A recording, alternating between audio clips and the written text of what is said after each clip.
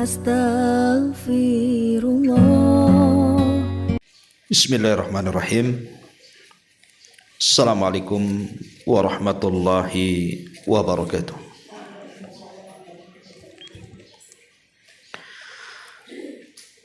Alhamdulillahi rabbil alamin. Wa bihi nasta'in wa ala umuri dunya waddin. Wassalatu wassalamu ala asyrafil anbiya'i wal mursalin, imamul muttaqin, wa ala alihi wa sahbihi ajmain, amma ba'du.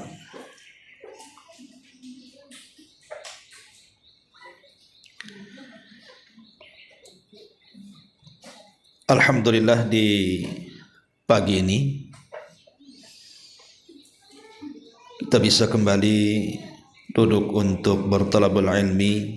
Tak lupa salawat dan juga salam tentunya kita haturkan dan kita hadiahkan kepada Rasul kita Nabi besar Muhammad sallallahu alaihi wa ala alihi wasallam.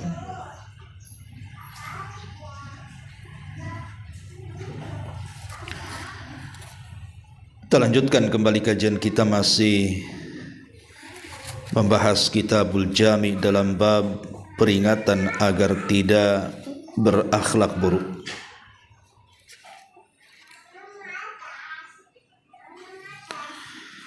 Kita masuk pada hadis kedua, masih dari hadis Abi Hurairah radhiyallahu an.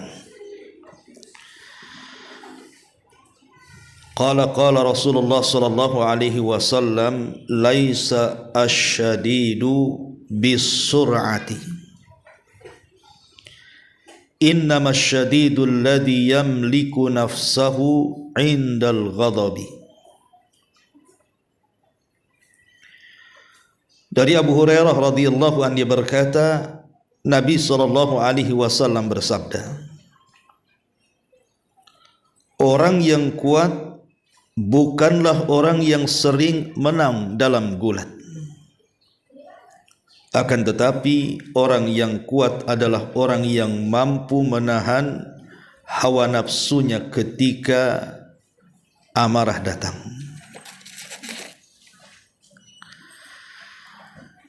Hadis ini berisi peringatan kepada kita tentang sikap berlebihan memperturutkan hawa nafsu. Karena memperturutkan hawa nafsu itu pasti berdampak buruk. Contohnya di sini adalah saat kita sedang emosi ataupun marah. Karena terkadang kemarahan itu kalau diperturutkan maka akan mengakibatkan dampak-dampak yang tidak baik. Bisa saja gara-gara marah dia mencaci dan memaki. Bisa saja saat marah dia menendang dan memukul orang lain, atau boleh jadi sampai kepada taraf pembunuhan.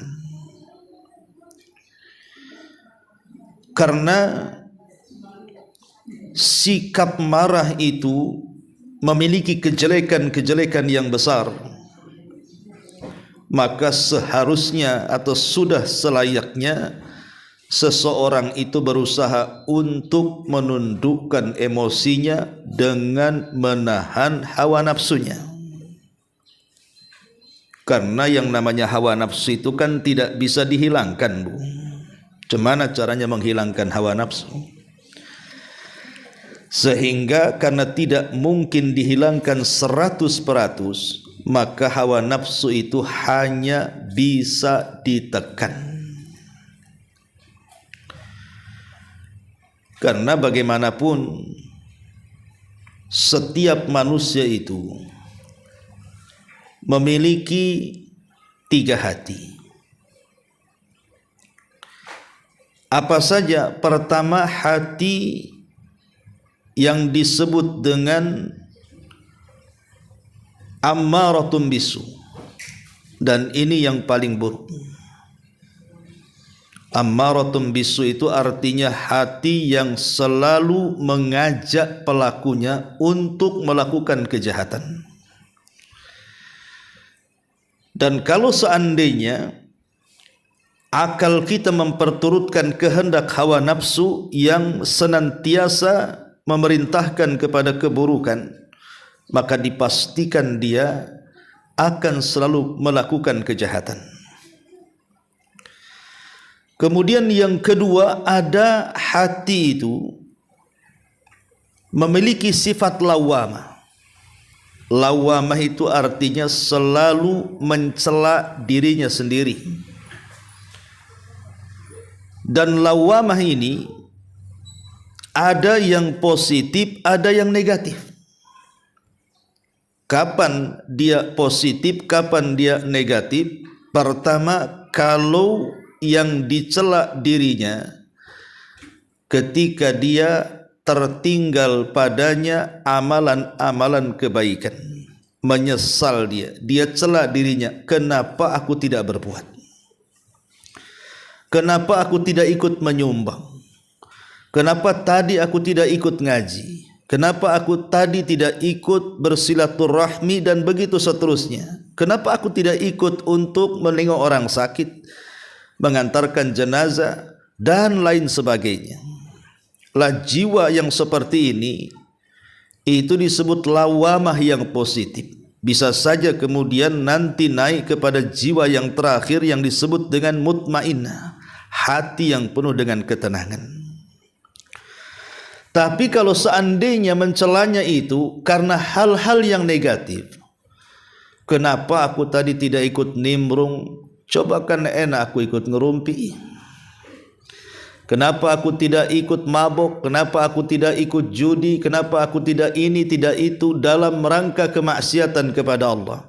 Lah, lawamah yang menimbulkan negatif ini bisa naik kepada ammaratum bisu, tingkatan hati yang pertama yang paling buruk tadi. Tentu hati yang terakhir adalah hati yang kita inginkan semuanya, hati yang penuh dengan ketenangan, atau disebut dengan nafsul mutmainnah, jiwa yang tenang, karena dia mampu mengendalikan hawa nafsunya, dia bisa menekan, sehingga hal-hal yang kemudian dorongan-dorongan nafsu untuk melakukan perkara-perkara yang negatif itu tak jadi dilakukan. Kenapa? Karena dia berusaha akalnya menguasai hawa nafsunya, bukan hawa nafsu yang menguasai akalnya.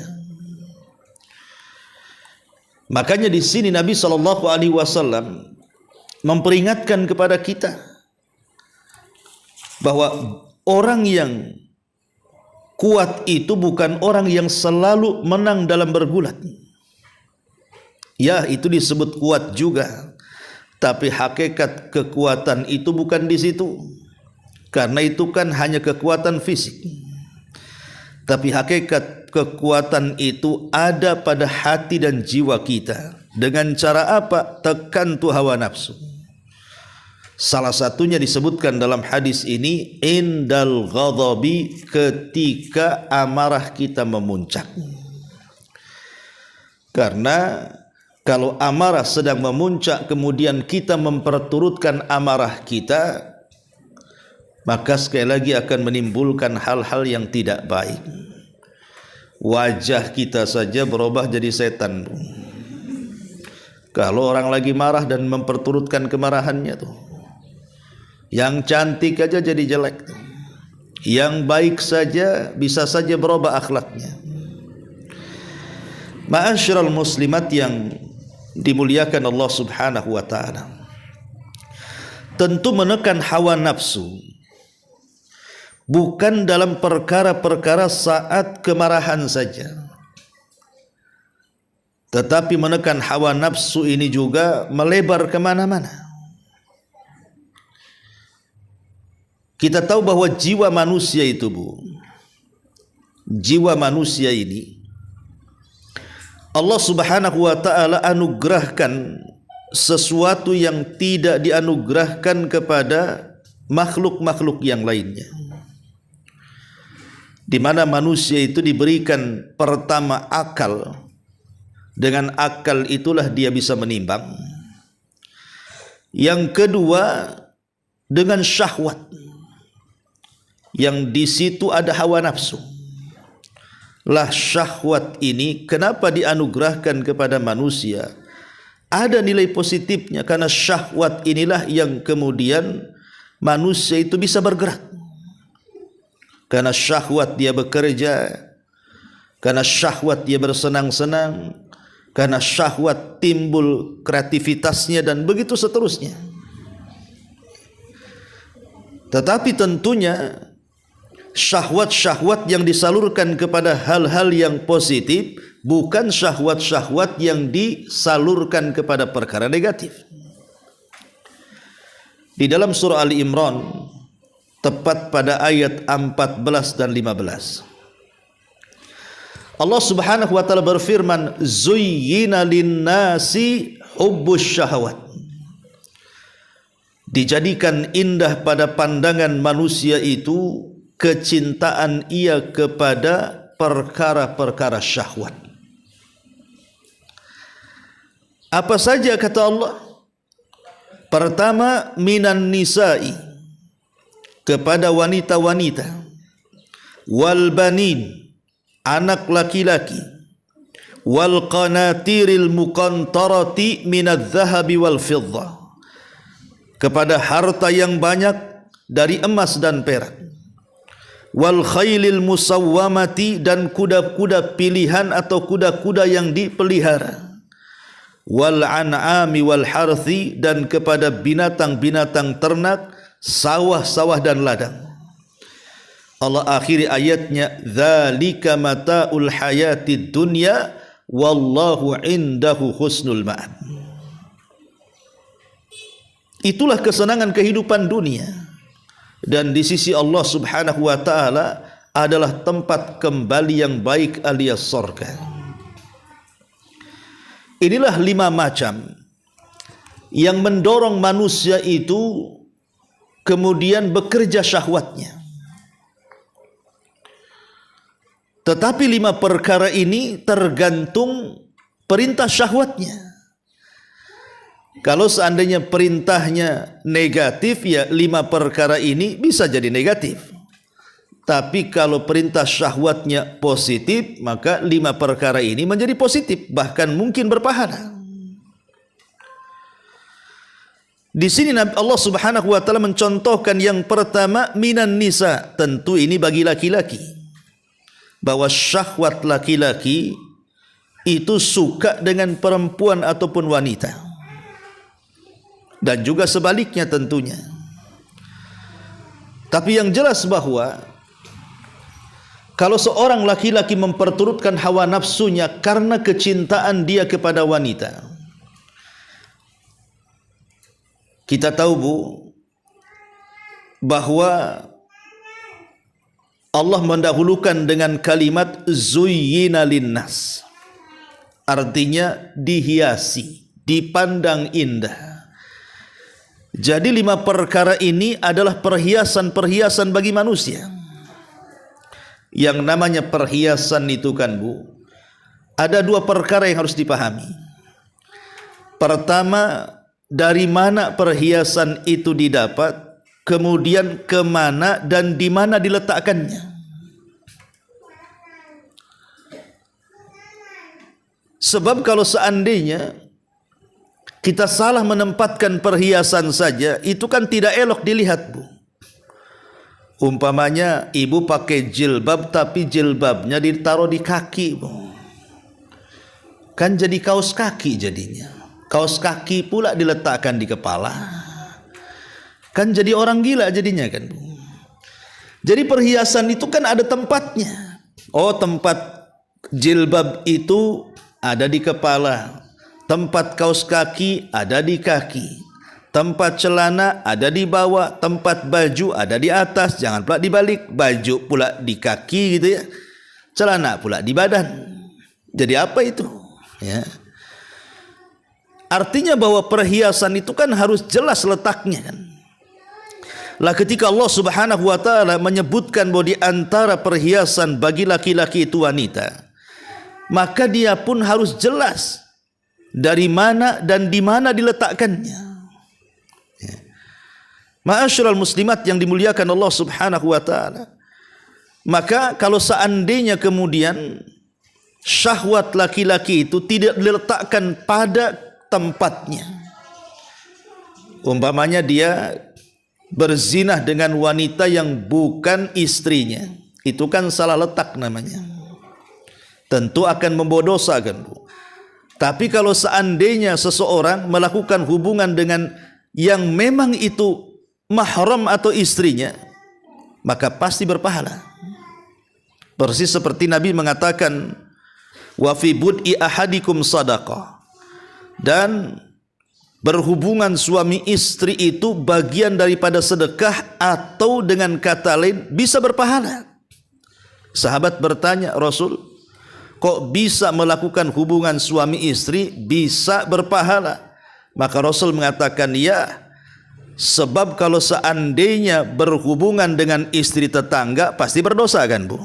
Tapi kalau dengan istri sendiri kan pasti berpahala, karena tepat itu penempatannya. Ma'asyiral muslimat yang dimuliakan Allah Subhanahu wa taala, lah di sini bahwa salah satu pendorong syahwat laki-laki itu adalah wanita. Sehingga yang menentukan keberhasilan laki-laki dan tidak berhasilnya laki-laki itu adalah wanita. Dalam hal ini ya ibu-ibu lah kan begitu. Kalau ibu-ibu ini memberikan aura yang positif kepada suami, insya Allah suami akan baik. Tapi kalau ibu kemudian mempengaruhi dengan aura yang negatif, ya jangan salah, pasti suami juga akan menjadi jahat. Ya. Contoh umpamanya, ya, ini ibu ini tengok tetangga, sama-sama suami ibu kerja di kantor yang sama, ya suami tetangga juga kerja di kantor yang sama, sementara suami ibu lebih tinggi pula pangkatnya, tetangga pula rendah sekali tingkatannya. Masalahnya, dia punya rumah lebih baik daripada ibu, kendaraannya lebih mewah dibandingkan ibu, perabotannya lebih canggih dibandingkan ibu. Mulai ibu kemudian mempengaruhi suami, bang, abang kan direktur di kantor itu, dia kan karyawan, ya. Kok dia bisa kaya abang tidak, umpamanya kan. Dia bisa bangun rumah cantik, rumah kita kok kayak gini-gini saja, tak pernah direnovasi. Itu kendaraan tetangga sih gonta-ganti, kita ini saja seolah-olah abadi, ya. Tengok tuh peralatannya canggih-canggih, semua pakai listrik, kita ini manual-manual saja. Mulai berpikir, jadi maunya apa? Ya, keresak-kerusuk lah di kantor itu. Entah sabet sana, sabet sini, itu apa gitu, yang penting menghasilkan. Ya. Kan abang ini umpamanya ketua bagian, atau di tempat-tempat lahan basah, kan enak basah-basah di situ. Masa tidak bisa? Ini kan pengaruh nih. Padahal awalnya suaminya soleh, suaminya lugu, suaminya sederhana, itu bisa menjadi hilang kesolehannya menjadi salah gitu ya. Kemudian juga hilang keluguannya, boleh jadi dia bisa saja brutal Bu. Itu karena pengaruh buruk seorang wanita. Bisa saja akhirnya dia mencuri, dia korupsi, macam-macam, memperturutkan hawa nafsu istrinya, ya. Tapi kalau seandainya istrinya ngasih aura yang positif, sudahlah tidak apa-apa, hidup sederhana, lebih nikmat, asal bahagia, suami pun tenang Bu. Makanya kenapa di sini Allah Subhanahu wa taala menyebutkan yang pertama adalah kaum wanita. Maka berikanlah pengaruh yang baik kepada suami, jangan mempengaruhi yang tidak baik. Ya. Kemudian yang kedua, wal banin, dan anak laki-laki. Kenapa Allah menyebutkan anak laki-laki? Karena anak-anak itu ada dua jenis, ada laki-laki dan perempuan. Tapi kenapa di sini kemudian wal banin? anak laki-laki. Karena begini, Bu.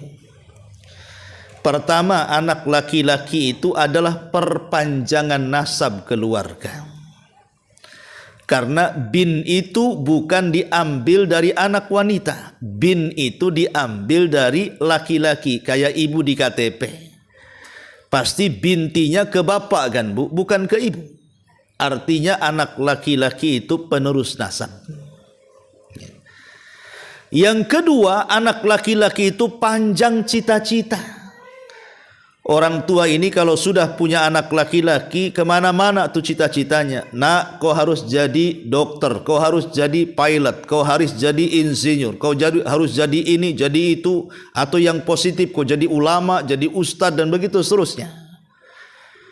Kalau anak perempuan, paling tinggi ibu ngomong apa? Nak, kalau sudah besar cari suami yang baik. Itu saja kan, Bu. Nggak ada lagi. Ya. Cari suami yang soleh, yang gajinya 1 miliar. Ya. Udah soleh, kaya lagi kan gitu. Tapi jarang kayak gitu tuh. Kaya nggak soleh, soleh pula miskin. Ya. Jadi karena dia penerus cita-cita, makanya anak laki-laki ini menjadi kebanggaan terkadang. Yang ketiga, kadang-kadang anak perempuan ini ibu kayak agen jadinya. Punya anak perempuan 10, nanti datang orang ngambil, hilang 1 kan itu. Nanti besoknya diambil lagi, hilang 1, ke-10-nya hilang. Terakhir berdua saja ibu sama suami di rumah itu. Anak-anaknya diambil kemana-mana. Karena bagaimanapun anak perempuan harus ikut lakinya kan, Bu. Kalau anak laki-laki kan terbalik, dia ikut keluarganya. Makanya kemudian kecintaan kepada anak laki-laki ini, kalau seandainya tidak dicerna dengan baik, tidak dididik dengan baik, tidak diarahkan ke yang positif, ini bahaya. Ya. Bahaya anak laki-laki ini. Karena anak laki-laki ini lebih berani kepada orang tua dibandingkan anak wanita, Bu. Anak wanita ada, tapi kan anak laki-laki ini balasannya lebih kejam kepada orang tuanya kalau tidak mendapatkan pendidikan tuh.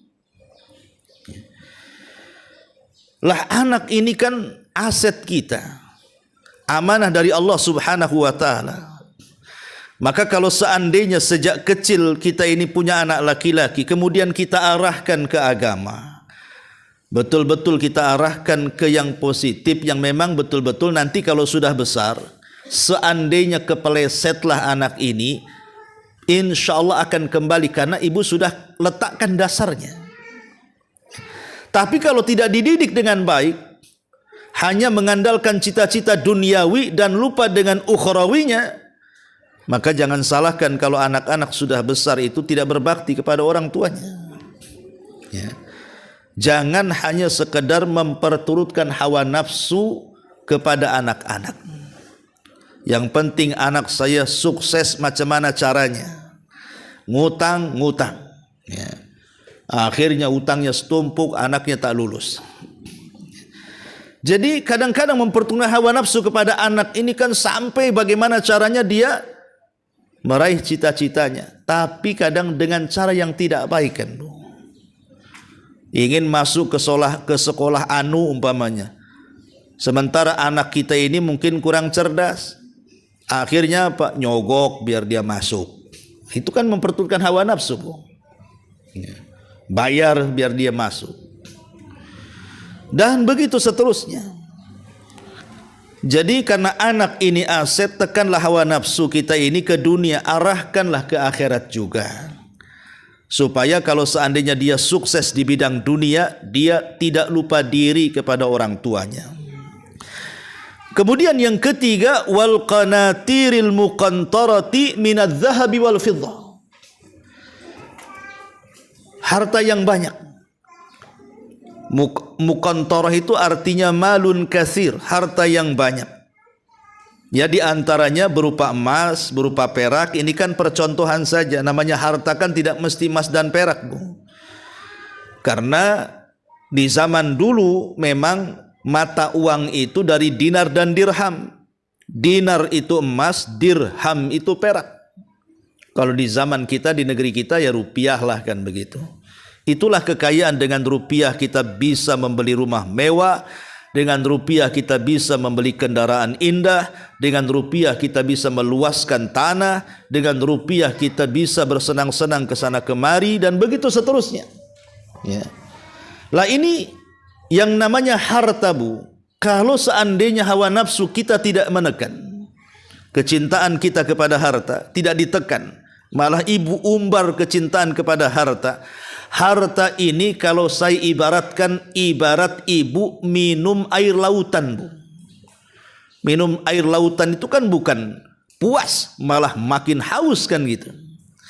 Harta ini kalau diperturutkan, dikejar, dia tidak akan ada finishnya. Sirkuit Mandalika saja ada finishnya, Bu. Ya. Kalau mengejar harta itu tidak ada finishnya, Bu. Makanya Nabi SAW mengatakan dalam sebuah hadis, "Lau kana libni Adam wadiyani min dhahabin labtagha thalithan." Kalau seandainya anak Adam itu memiliki 2 lembah seluruhnya berisi emas, tentu dia menginginkan yang ketiganya. Wala yamla'u fahu ibni Adam illa turab, dan tidak mungkin sesuatu yang dimasukkan ke perut anak Adam dari lisannya memuaskan dirinya kecuali tanah yang disumpalkan ke dalam mulutnya. Artinya kepuasan kepada harta itu tidak akan berakhir sampai kematian. Kalau sudah mati, selesailah syahwat kecintaan kepada hartanya. Lah kalau orang tidak mampu menahan hawa nafsu kepada kecintaan kepada harta ini, maka selamanya dia akan disibukkan dengan mencari harta dan lupa kepada Allah Subhanahu wa ta'ala. Contoh sederhana umpamanya, ada orang yang masih ngontrak hidupnya, dia tidak pernah sembahyang. Kemudian kita katakan, sembahyanglah kamu, nanti kamu mati. Dia mengatakan, aduh gimana, saya sibuk bekerja, tiap bulan tuh saya harus membayar kosan ini, kosan itu. Kalau tidak bisa diusir saya dari sini. Cobalah saya punya rumah, insya Allah saya sembahyang. Akhirnya Allah Subhanahu wa ta'ala betul-betul berikan rumah dia, cuman belum permanen. Ya. Kemudian diperintahkan sembahyang, ada saja alasannya. Aduh ini rumah belum layak ditempati. Coba kalau agak bagus sikit rumahnya, mungkin saya tidak kepikiran, bisalah saya sholat katanya. Okelah Allah kasih, beri rumah yang bagus. Dia bisa membangun rumah yang indah, layak ditempati dan layak dihuni. Disuruh pula sholat, tak mau juga. Alasannya apa? Belum punya kendaraan. Ya. Belum punya mobil, tetangga enak punya mobil. Saya ini jalan kaki kayak ngukur jalan katanya. Akhirnya kemudian diberikan kendaraan mobil. Cukup sampai di situ? Tidak, Bu. Nampak nih di belakang rumah ada tanah kosong. Nanya, itu tanah siapa tuh katanya. Untuk apa? Ngelebarin rumah katanya. Nah, mulai kan Bu pikirnya. Nanti tanah itu sudah dibeli, kemudian dibangun lebar, enggak juga mau sholat dia. Begitulah memang dunia ini tidak akan ada habisnya. Kalau diperturutkan hawa nafsu, ya seperti itu jadinya, lupa kepada Allah. Makanya di sini Allah Subhanahu wa ta'ala ingatkan, betul memang harta itu bagian daripada perhiasan, ya. Tapi jangan memperturutkan hawa nafsu dalam kecintaannya kepada harta. Bahkan harta ini disebutkan oleh para ulama dhillun zail, bayangan yang terkadang bisa lenyap. Boleh jadi kita yang meninggalkan harta atau harta yang meninggalkan kita. Karena hakikatnya harta itu at-tajmi' wa tafriq, dikumpul-kumpul-kumpul, habis itu ditinggalkan, menjadi santapan ahli warisnya. Ya. Kemudian yang keempat, wal khailil musawwamati, dan kuda yang terawat, kuda yang menjadi pilihan. Tentu ini kan cerita zaman dulu kan Bu. Zaman dulu itu kan kendaraan yang paling mewah itu kan kuda, Bu. Zaman dulu itu kuda kan, kalau kita lihat zaman-zaman bahula kerajaan-kerajaan itu kan, Di negeri kita itu pasti kendaraannya adalah kuda terbaik. Ya, tapi kalau zaman sekarang ya mungkin kendaraannya bukan kuda. Ya, kendaraannya Land Cruiser atau apa itu ya, yang CR-V atau pokoknya yang mewah-mewah lah, yang harganya yang tinggi-tinggi. Nah, lah memang itu perhiasan, Bu. Orang punya kendaraan itu kan lebih mudah kemana-mana dibandingkan yang jalan kaki kan. Tapi banyak kemudian orang yang terpikat dengan kendaraan, dia tidak sanggup beli, hawa nafsunya mendorong, akhirnya hutang ke sana kemari. Hanya untuk memenuhi kebutuhan, bukan karena hajat dia, tapi karena ingin kemewahan saja. Ingin seperti tetangganya, ingin seperti kawannya. Lah itulah kalau tidak ditekan hawa nafsu kepada kecintaan kepada kendaraan, Ibu, maka dia akan tersiksa dalam hidupnya tuh. Banyak orang-orang yang kemudian karena hidupnya sudah hedon dan pokoknya pengen senang saja. Nengok iklan gitu kan, oh nggak ada DP-nya, cukup KTP. Enak juga nih ambil kendaraan. Dia tidak tahu hutangnya segudang tuh. Sekali dihadang sama leasingnya tuh. Lah hal-hal yang seperti ini kan mencelakakan kita kan. Kemudian yang terakhir kata Allah, wal an'ami wal harthi. Wal an'ami wal harthi. Kecintaan kepada ladang. Kecintaan kepada binatang ternak atau binatang-binatang peliharaan. Kan sekarang ada, Bu. Oh, boleh jadi mungkin rumahnya sudah bagus, pasangannya sudah oke, anak-anaknya iya, hartanya menumpuk. Terpikir jugalah ingin memelihara binatang. Dibelinya kucing yang mahal kan gitu, Bu ya. Itu kalau tidak ditekan tuh, Bu, kadang-kadang melihara kucing itu yang mahal-mahal itu perawatannya bukan ratusan ribu, jutaan itu, Bu. Coba bayangkan. Terkadang satu bulan itu ngasih makan belanja kucing lebih banyak dibandingkan ngasih belanja untuk suaminya kan, Bu. Belum perawatannya, belum makanannya, dan begitu seterusnya. Ya. Belum lagi mungkin yang suka-suka burung, suka-suka ayam gitu. Kadang-kadang ayam sudah mandi, yang punya ayam belum mandi. Ya kan? Kucing sudah didandani, ibu pula masih bau bawang umpamanya kan. Ya, jadi kadang-kadang kecintaan kepada binatang juga kalau hawa nafsu tidak ditekan, Bu, kadang-kadang aneh-aneh tuh.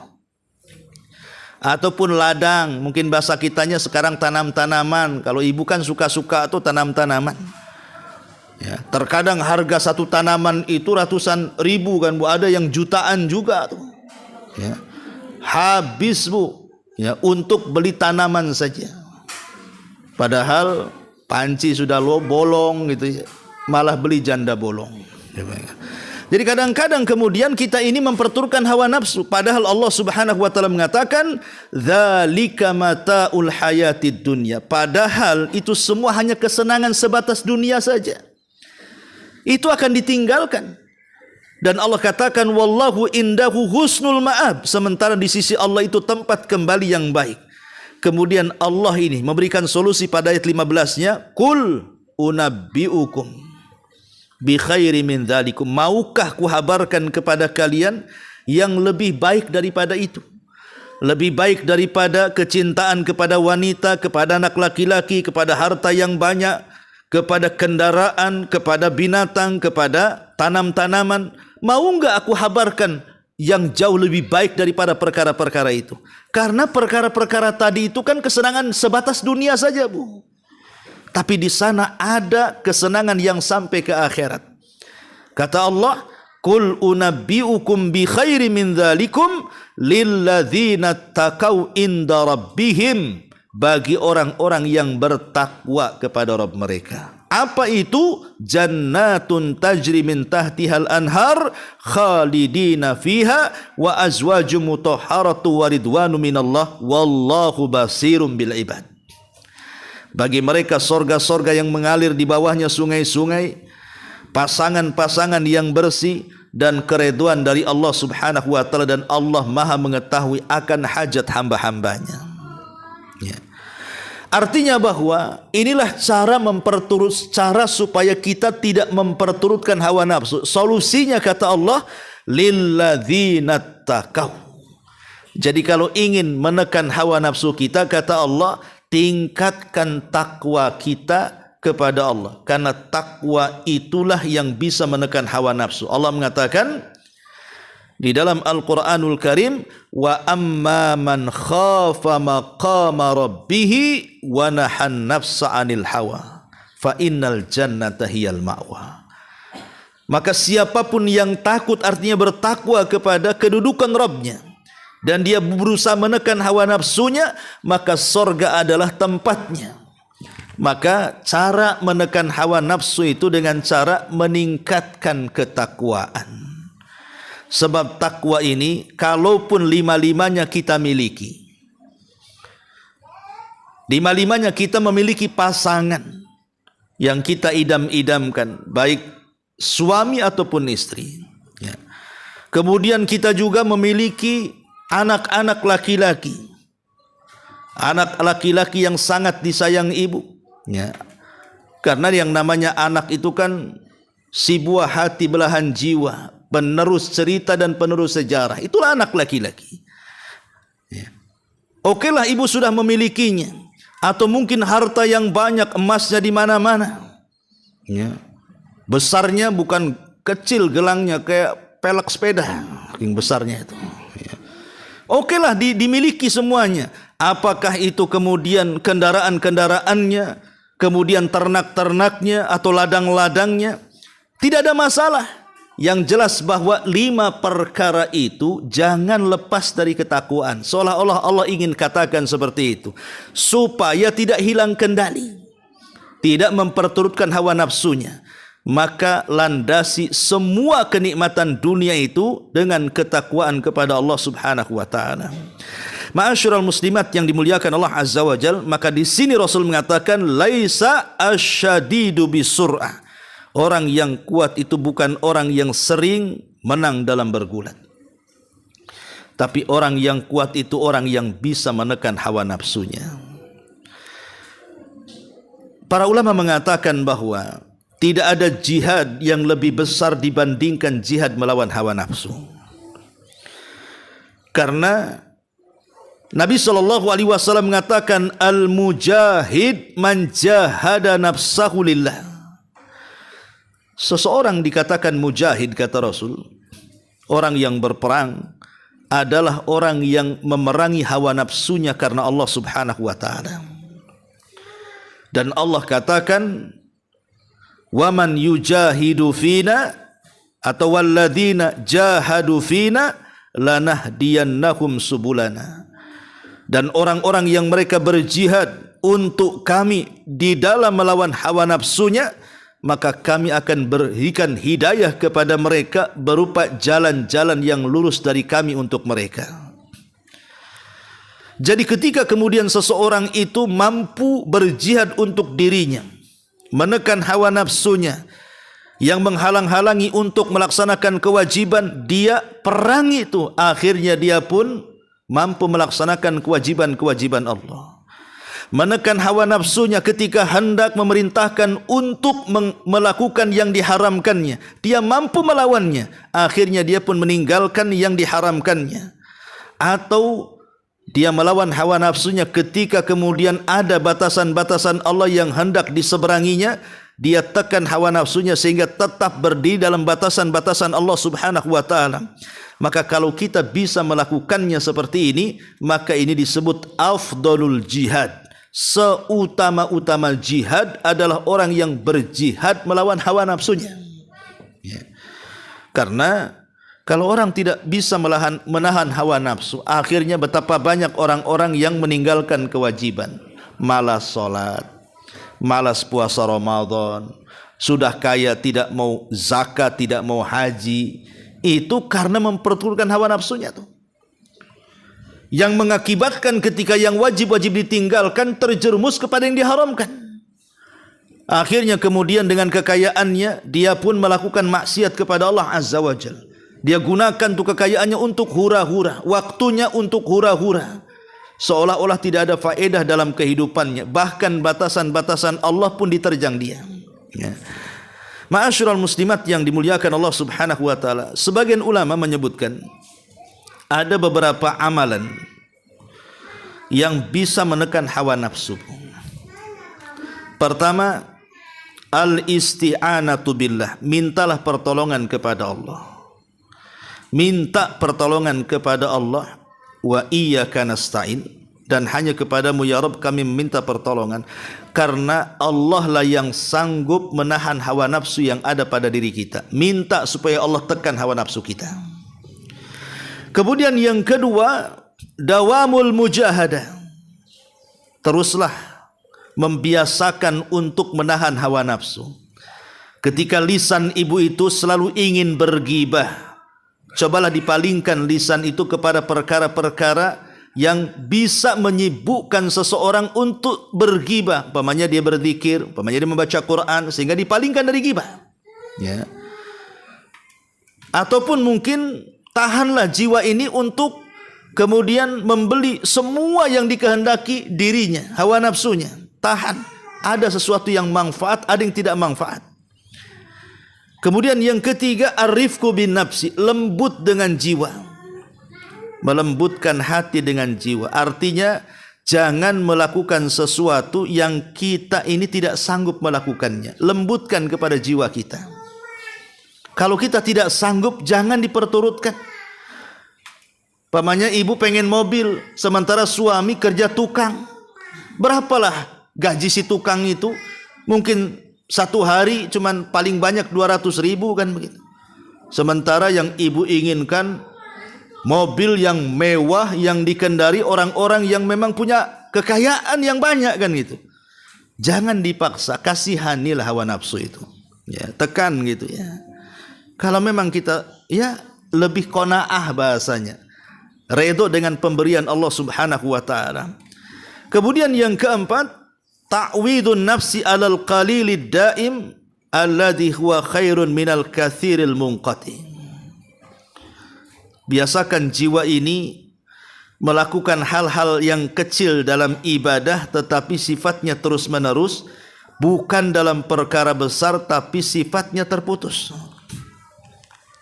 Seperti salah satu istri Nabi itu kan pernah sholat malam, kalau capek dia ikat tuh perutnya ke tiang, Bu, supaya jangan jatuh takut ngantuk. Kalau tidak salah Zainab, istri Nabi. Saat Nabi SAW masuk ke dalam masjid, dia nampaklah ada tali itu. Ini talinya siapa? Maka orang-orang mengatakan itu talinya Zainab, wahai Rasul. Dia kalau sholat capek, dia ikat tuh perutnya di tali itu supaya jangan tumbang, katanya. Kata Rasul, cabut. Nggak boleh ada tali melintang di sini. Ya, katakan kepada Zainab, beribadalah semampu dia. Kalau dia tidak sanggup, tidak perlu melakukan seperti itu. Jadi tekan hawa nafsu. Ya, semalas-malasnya kita yang melakukan ibadah, carilah ibadah yang sederhana tetapi bisa dilakukan terus-menerus, daripada memborong semua ibadah. 1 minggu dia borong, 1 bulan dia cuti. Ya. Kemudian juga yang kelima.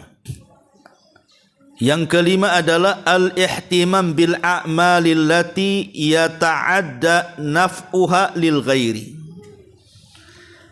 Tarbiyah jiwa itu dengan menggunakan atau melakukan amalan-amalan yang manfaatnya untuk orang, Bu. Supaya jiwa kita ini lembut. Jiwa kita ini tidak bakhil, tidak kikir.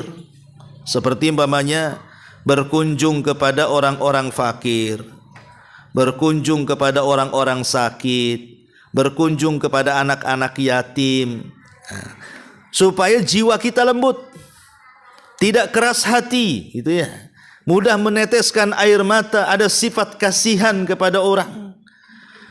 Ya, itu salah satu menekan hawa nafsu juga. Karena kalau seandainya kita tidak pernah berkunjung kepada orang sakit, melihat orang fakir, berkunjung kepada anak-anak yatim, dan begitu seterusnya, lama-lama hati kita keras, Bu. Tidak ada kepekaan sosial lagi. Ya. Maka ini juga salah satu melembutkan hawa nafsu. Termasuk juga yang keenam, al-iktsaru minas sadaqah. Perbanyak sedekah. Ya.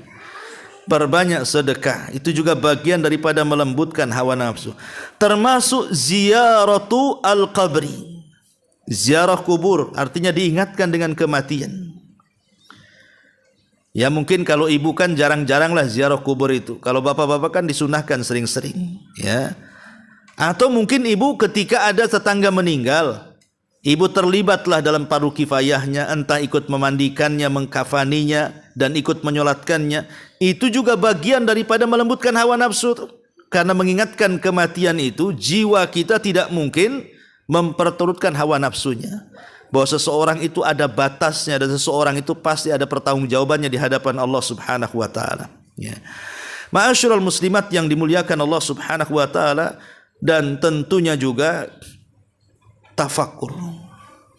Tafakur dan ibadah tafakur itu kan seutama-utama ibadah. Berfikir dari mana kita datang, kemana kita sekarang, kemana kita akan pulang, semua pikirkan itu, ya, supaya kita tidak terus-terusan memperturutkan hawa nafsu kita. Dan banyak lagi yang disebutkan oleh para ulama tentang solusi menekan hawa nafsu. Ya. Wallahu a'lam bishawab. Ini di antara keterangan singkat dari hadis yang kedua dalam bab peringatan agar tidak berakhlak buruk. Taib, sampai di sini silakan kalau ada yang mau bertanya.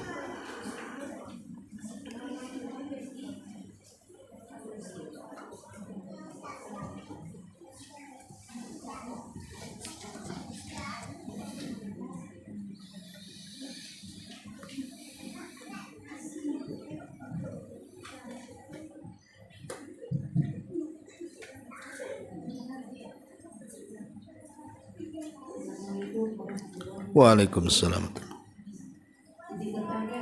Iya.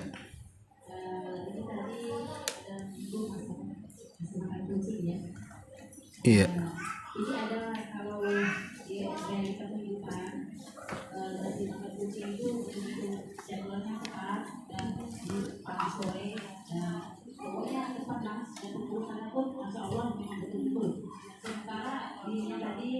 dia kucel dan tuanya aja itu makan nasi lagi gitu ya.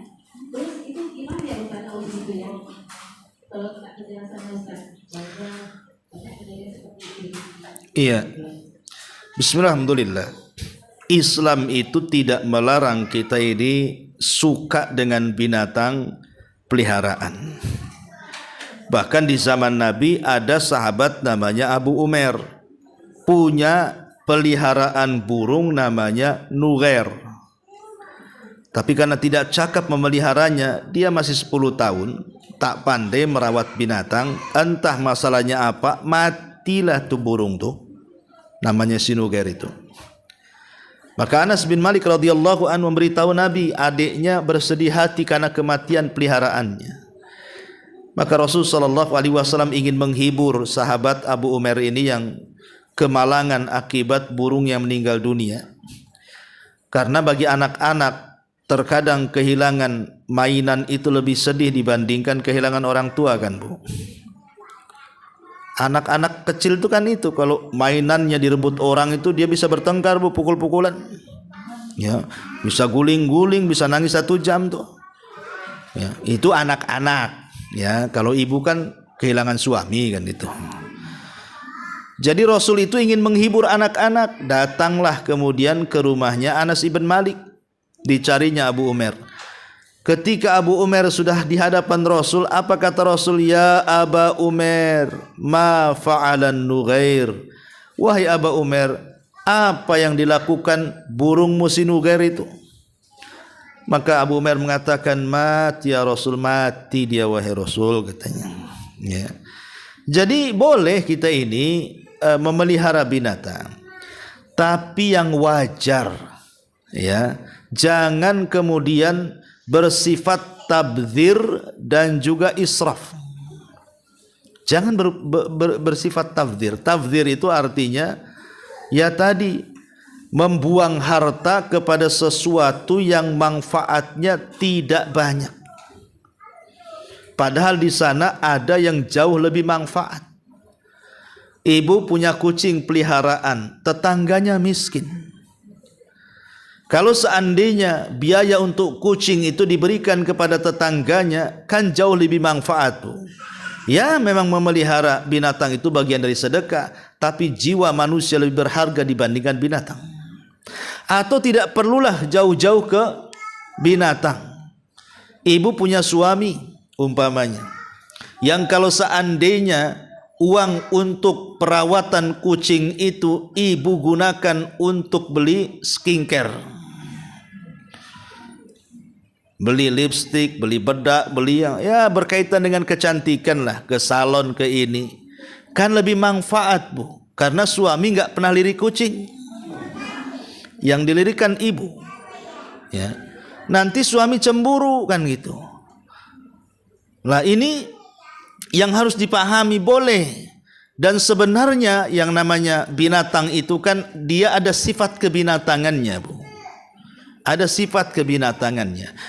Kalau binatang itu hidup di alam, contoh mamanya ibu melihara kucing itu di luar rumah lah, di teras kan gitu, dibiarkan diumbar, maka kita pun tidak akan pusing memberi makan. Ya. Karena biasanya kalau sudah terlatih dengan makan nasi, makan ini, makan itu, pun dia mau makan sebenarnya. Kalau sudah lapar mesti makan kan, Bu ya. Cuman karena ibu manjakan, lebih memanjakan kucing dibandingkan suami, ya itu jadinya. Itu namanya tabdzir, Bunda, boleh. Apalagi kucing ini kencingnya, beraknya itu najis. Ya.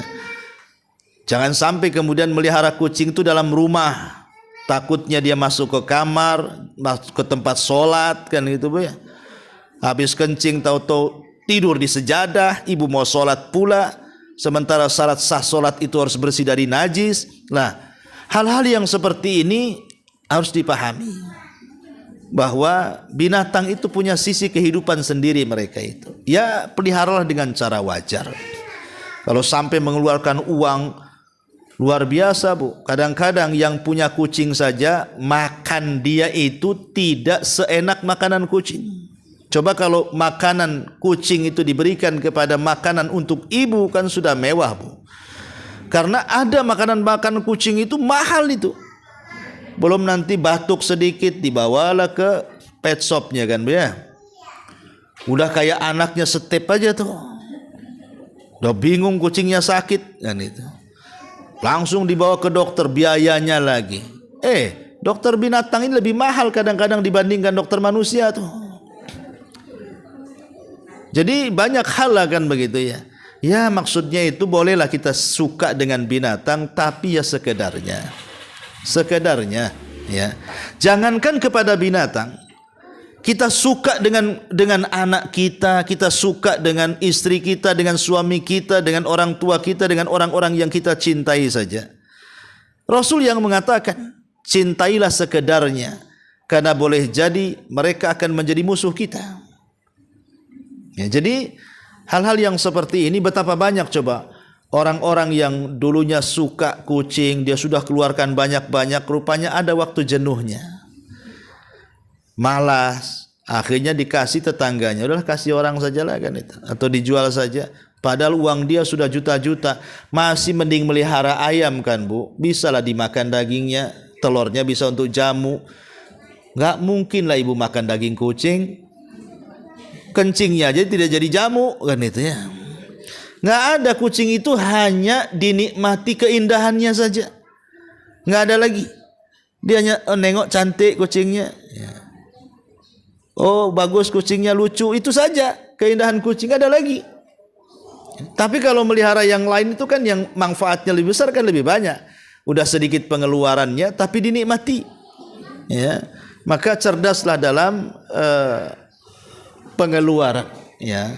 Maka sebaiknya jangan sampai kepada tingkat tabdzir yang dikatakan dalam Al-Qur'an, innal mubadzirina kanu ikhwana syaitan. Kemudian di sini ada persoalan. Assalamualaikum warahmatullahi wabarakatuh. Waalaikumsalam. Apakah dilarang atau diperbolehkan bagi orang yang sedang ihram haji mandi menggunakan sabun?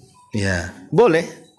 Syekh Usman Khamis, saya pernah melihat fatwa beliau.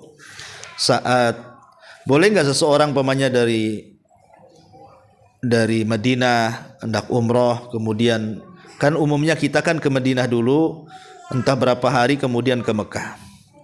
Sampai di Mekah kadang-kadang gerah gitu kan. Akhirnya kita lepas kain ihram kita kemudian kita mandi menggunakan sabun. Boleh tidak? Boleh, tidak ada masalah. Ya, kata beliau tidak masalah. Kalau hanya sabun saja yang biasa kita gunakan. Tapi yang dilarang itu minyak wangi. Ya, karena beda kalau sabun itu kan dia sebentar saja hilang baunya. Tapi kalau minyak wangi kan nempelnya lama, itu apalagi tanpa alkohol. Ya. Bagaimana tip-tip agar umroh dan haji yang dilaksanakan bisa mabrur? Wah, ini perlu daurah lagi. Ya, ini kan tipnya banyak. Ya. Intinya satu, ikhlas karena Allah. Yang kedua, ikuti sunnah Rasulullah. Ya, itu saja. Kalau ibadah kita ingin diterima, jangan lupa dua perkara itu. Ikhlaskan niat kita karena Allah. Betapa banyak di zaman sekarang ini yang ibadah yang sifatnya mengeluarkan harta seperti haji dan umrah itu kebanyakan riyaknya dibandingkan ikhlasnya. Belum berangkat sudah riya. Nulis status, seminggu lagi aku mau umroh katanya. Statusnya tuh untuk apa coba kalau untuk riya? Ya. Nanti beli alat-alat umroh dipoto. Ini aku sudah beli alat-alat umroh. Alhamdulillah katanya. Mudah-mudahan Allah mudahkan. Bahasanya keren, tapi intinya supaya dilihat orang. Belum sebelum berangkat buat selamatan. Foto lagi, ya. Belum lagi nanti di perjalanan selfie lagi. Aku sudah di pesawat katanya. Nanti turun sampai di sana ketemu unta, foto dengan unta. Udah ketemu unta Arab katanya. Begitu akhirnya kan, Bu. Sampai ketika tawaf loh, sempet-sempetnya minta orang foto. Orang lagi tawaf, orang lagi sa'i. Lah ini makanya inilah kadang-kadang sadar ataupun tidak betapa banyak uang yang kita gelonjorkan di situ untuk ibadah fisik dan harta ini akhirnya sia-sia kan. Hanya jalan-jalan saja. Apa bedanya ibu ke Singapura dengan ke sana akhirnya kan? Jadi nggak dapat pahala. Ya ibadah itu kan pertanyaannya dua kan, Bu ya. Pertama, apakah sah atau tidak? Yang kedua, qabul atau tidak kan gitu ya. Ya kalau pertanyaan yang pertama mudah jawabannya. Yang penting ibu umroh atau haji ikuti syarat rukun wajibnya itu sudah sah ya. Tapi apakah kemudian qabul maksudnya diterima berpahala tidak ya wallahu alam. Itu kembali kepada keikhlasan. Yang kedua mencocoki sunnah Nabi. Makanya penting kalau hendak beribadah itu dari sekarang ini kayak sekarang nih mau dekat Ramadan, Bu ya. Baca-bacalah hukum-hukum di Ramadan. Sekarang banyak kok buku-buku yang menjelaskan tentang fikih-fikih Ramadan supaya ada ilmunya ketika masuk. Sama juga dengan haji dan umroh. Kalau orang ingin haji dan umroh dari sekarang udah baca-baca. Apa yang saya harus lakukan di sana, doa apa yang harus saya panjatkan di sana, macam mana cara manasiknya, ya, sambil belajar sambil bertanya gitu ya. Supaya ibadahnya betul-betul sesuai dengan sunnah yang dianjurkan. Itu saja secara global. Wallahu a'lam. Taib, sampai di sini mudah-mudahan ada manfaatnya. Kita tutup dengan doa kafaratul majlis. Subhanakallahumma wa bihamdika asyhadu an la ilaha illa anta astaghfiruka wa atubu ilaik.